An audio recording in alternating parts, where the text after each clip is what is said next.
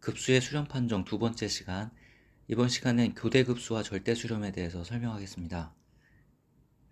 교대급수란 모든 자연수 k에 대하여 ak가 0 이상일 때 이런 급수를 교대급수라고 합니다. 풀어서 쓰면 다음처럼 쓸 수 있습니다. 첫 번째 정리, 교대급수 판정법입니다. 모든 n에 대하여 an이 0 이상이고 수열 an은 감소하는 수열입니다. 그리고 수열 an에 n이 무한대로 갈 때 극한값이 0일 때 이 교대급수는 수렴하고 이때의 수렴값과 1항서부터 n항까지의 합의 차이, 즉 참값과 오차의 차이는 a의 n 플러스 1 이하가 됩니다. 먼저 교대급수가 수렴한다는 것을 증명하겠습니다. n이 2m일 때 SEM은 AN의 1항서부터 2m항까지의 합이므로 다음처럼 쓸 수 있고 이걸 이렇게 정리할 수도 있습니다. 이때 노란 부분이 모두 0 이상이므로 SEM은 0 이상이고 A1 이하가 됩니다. 한편 S의 EM 플러스 2는 다음으로 쓸 수 있고 여기서도 요 값이 0 이상이므로 수열 AN의 1항서부터 2M 플러스 2항까지의 합은 1항서부터 2M항까지의 합보다 크게 됩니다. 따라서 이 수열은 위로 유계인 증가 수열이 돼서 수렴하게 됩니다. 그 수렴값을 L이라고 합시다. 그러면 요 수열도 L로 수렴하게 됩니다. 이것을 통해 부분합이 L로 수렴한다고 이야기할 수 있고 따라서 급수는 L로 수렴하게 됩니다. 이제 급수의 합 L과 1항서부터 n항까지의 합, 즉 근사각과의 차이를 계산해 보겠습니다. 이것은 이렇게 쓸 수 있고 앞의 항은 1항서부터 무한대항까지의 합이고 뒤의 항은 1항서부터 n항까지의 합이므로 이것은 n 플러스 1항서부터 무한대항까지의 합으로 쓸 수 있습니다. 이것은 이렇게 정리가 되고 여기까지 정리할 수 있습니다.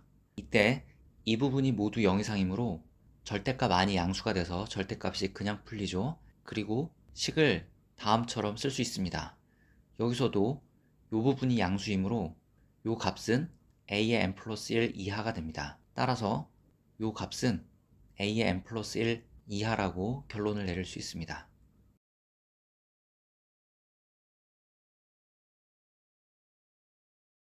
무한급수 다음이 수렴할 때 급수 요거는 절대 수렴한다고 이야기합니다. 즉 절대값이 수렴하는 경우에 절대 수렴한다고 이야기합니다.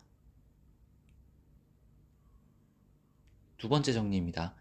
절대 수렴하는 급수는 수렴합니다.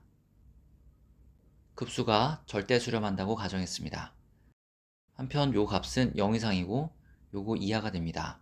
급수가 절대 수렴한다고 했으므로 요 급수는 수렴합니다. 따라서 이 급수가 수렴하고 양항급수의 비교 판정법에 의하여 요 급수도 수렴한다고 결론 내릴 수 있습니다. 이 급수의 수렴성을 판단해야 됩니다. 이 급수는 이렇게 변형할 수 있고 이것은 이렇게 변형할 수 있죠. 두 개의 급수가 모두 수렴하므로 이 급수는 수렴하게 됩니다.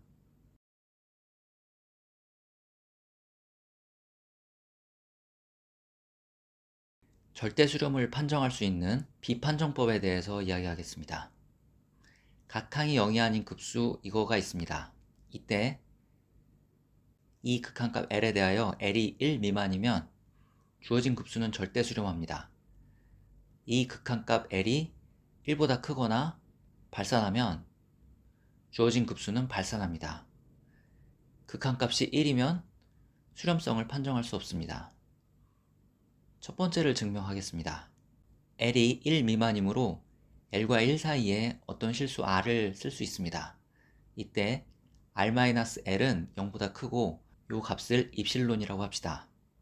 이 수열의 극한값이 L이므로 어떤 자연수 라지 n 이상인 모든 자연수 n에 대하여 다음 부등식이 성립하게 됩니다. 여기서 이런 부등식을 쓸 수 있고 L 플러스 입실론은 R이므로 여기서 이런 부등식을 얻을 수 있습니다. 이 부등식은 어떤 자연수 라지 n 이상일 때 항상 성립하는 부등식이므로 n이 라지 n일 때 성립하고 n 플러스 1일 때도 성립합니다. 위 부등식을 적용하면 이것은 이렇게 쓸 수 있습니다. 반복해서 계산하면 이런 부등식을 얻을 수 있고 따라서 모든 자연수 k에 대하여 다음 부등식이 성립함을 알 수 있습니다. 이때 r이 1보다 작으므로 이 급수는 수렴하게 되죠.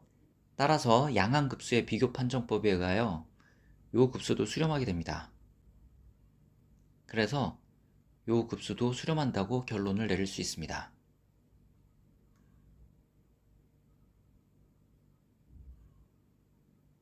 2번을 증명하겠습니다. L은 1보다 크므로 L과 1 사이에 어떤 실수 R을 쓸 수 있습니다. 그러면 L-R은 양수고 이 L-R을 입실론이라고 둡시다. 한편 요 수열의 극한값이 L이므로 어떤 자연수 라지 n 이상인 모든 자연수 n에 대하여 다음 부등식이 성립하게 됩니다. 여기서 이런 부등식을 얻을 수 있고 이때 마이너스 입실론 플러스 L은 R입니다. 따라서 이런 부등식을 얻을 수 있습니다. 한편 R은 1보다 크므로 좌변은 요것보다 크고 여기서 절대값 AN이라는 수열은 증가하는 수열임을 알 수 있죠. 그래서 다음과 같이 됩니다. 즉 절대값 AN이라는 수열은 n이 무한대로 갈 때 0으로 수렴하지 않고 따라서 수열 AN도 n이 무한대로 갈 때 0으로 수렴하지 않습니다. 즉 요 급수는 발산한다고 결론 내릴 수 있습니다. 한편 요 극한값이 발산할 때 어떤 자연수 라지 n 이상인 모든 자연수 n에 대하여 다음 부등식을 쓸 수 있으므로 이때도 급수는 발산한다고 결론을 내릴 수 있습니다.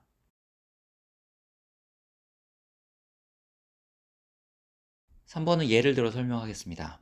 만약 요런 급수가 있을 때 an은 n분의 1이 되죠. 그래서 an분의 an 플러스 1의 극한값을 계산하면 1이 됩니다. 이런 경우에 요 급수는 발산하는 경우입니다. 요 급수에 대해서는 an이 n제곱분의 1이죠. 이때 an분의 an 플러스 1의 극한값을 계산을 하면 1입니다. 이때 이 급수는 수렴하는 경우입니다. 즉 절대값 an분의 an 플러스 1의 극한값이 1인 경우에는 발산하는지 수렴하는지 판정할 수가 없습니다. 다음은 절대 수렴을 판정할 수 있는 또 다른 방법인 거듭제곱근 판정법입니다. 주어진 급수에 대해 절대값 an의 n제곱근의 극한값을 구합니다.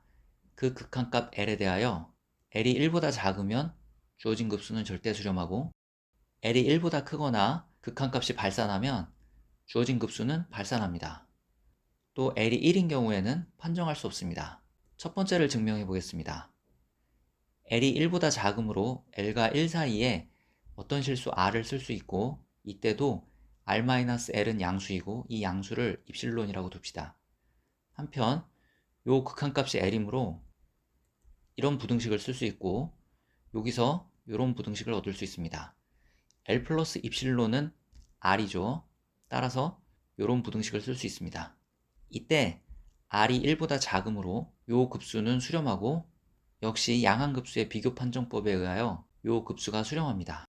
따라서 요 급수는 수렴한다고 결론을 내릴 수 있습니다.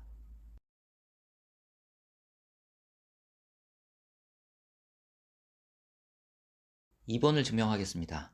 L이 1보다 크므로 L과 1 사이에 어떤 실수 R을 쓸 수 있고 이때도 L-R은 양수가 됩니다.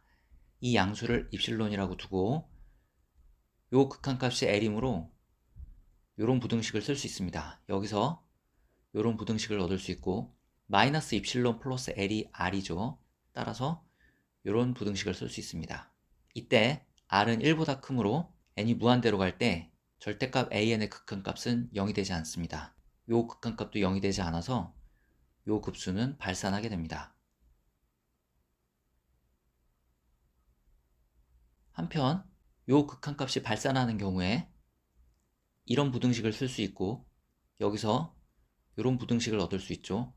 따라서 이런 경우에도 급수는 발산한다고 결론 내릴 수 있습니다.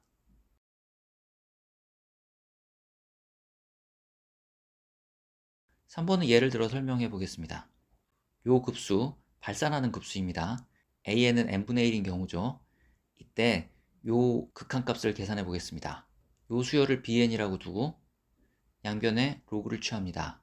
그리고 극한값을 계산하면 0이므로 수열 bn의 극한값은 1임을 알 수 있습니다.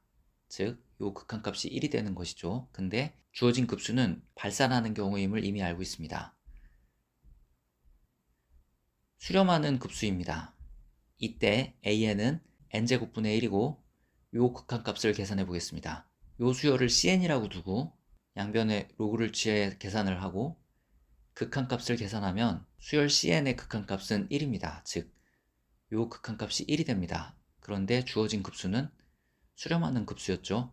즉, 절대값 an의 n제곱근의 극한값이 1인 경우에는 주어진 급수가 수렴하는지 발산하는지 판정할 수가 없습니다. 다른 예를 들어보면 이런 급수에 대해서 일반항 an의 n제곱근의 극한값을 계산을 해보면 1입니다.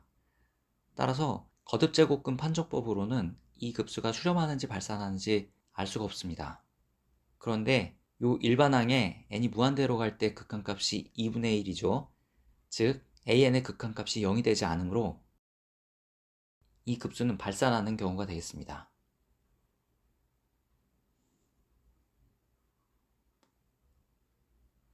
주어진 급수가 수렴하는지 발산하는지 판정하는 방법은 여러 가지가 있고, 이 여러 가지 방법을 적절히 활용해서 주어진 급수의 수렴, 발산 또는 절대 수렴 등을 판단하면 되겠습니다.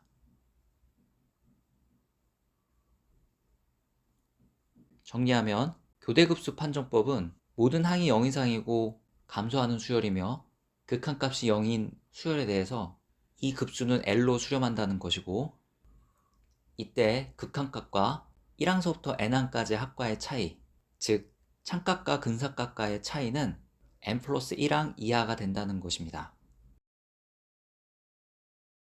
무한급수 다음이 수렴하면 급수 이거는 절대 수렴한다고 하고, 절대 수렴하는 급수는 수렴합니다. 한편 절대 수렴을 판단할 수 있는 판정법이 두 가지가 있었는데, 첫 번째 비판정법은 모든 항이 0이 아닌 수열로 이루어진 급수에 대해 요 극한값이 1보다 작으면 주어진 급수는 절대 수렴하고, 요 극한값이 1보다 크거나 발산하면 주어진 급수는 발산합니다. 또 요 극한값이 1인 경우에는 주어진 급수의 수렴 발산을 판정할 수 없습니다. 거듭제곱근 판정법이 있는데, 주어진 급수에 대해 절대값 an의 n제곱근의 극한을 계산합니다. 그 극한값이 1보다 작으면 주어진 급수는 절대 수렴하고, 그 극한값이 1보다 크거나 발산하면 주어진 급수는 발산합니다. 또 그 극한값이 1인 경우에는 주어진 급수가 수렴하는지 발산하는지 판정할 수 없습니다. 다음은 AP 캘큘러스 BC 2021년 프리 리스폰스 퀘스천 6번 문제입니다. 2의 n제곱분의 1에 무한합이 주어져 있고, 이 급수는 수렴한다고 문제 A에서 증명했습니다. 이때 G1인 다음 급수가 절대 수렴하는 것을 증명하는 게 문제입니다. 문제에서는 극한 비교 판정법을 사용하라고 했습니다. 극한 비교 판정법은 다음의 극한을 계산합니다. 이 극한값이 유한한 어떤 값이 되면 분자 분모의 일반항으로 이루어진 두 급수가 동시에 수렴하거나 동시에 발산한다는 것이 극한 비교 판정법의 결론입니다. 따라서 이런 경우에 극한 비교 판정법에 의해 요 급수가 수렴하므로 요 급수도 수렴한다고 결론 내릴 수 있습니다. 즉 주어진 급수는 절대 수렴합니다.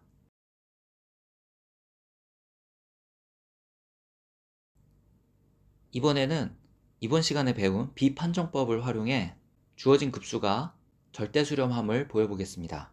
비판정법, 즉 레이시오 테스트를 적용할 때는 이 부분이 an이 됩니다. 그리고 이 극한값을 계산하는데 이 극한값이 2분의 1, 즉 1보다 작죠.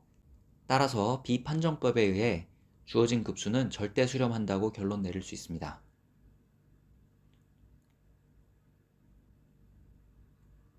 문제 D입니다. 주어진 급수의 처음 두 항을 G1의 근사값으로 활용하려고 합니다. 이때 창값과 근사값 사이에 오차를 구하는 것이 문제입니다. 즉 창값 L, 즉 급수의 합입니다. 그 창값과 처음 두 개의 항, 근사값이죠. 그 값의 차이가 어떤 범위에 있는지 확인하려고 합니다. 앞서 요런 거를 증명했죠. 여기서는 an이 2의 2n제곱 플러스 3분의 1인 경우가 되겠습니다. 따라서 이 경우 창값과 근사값과의 차이는 A2 이하가 되고 A2는 다음과 같습니다. 그래서 창값과 근사값 사이의 오차는 2의 2제곱 플러스 3분의 1 이하가 됩니다.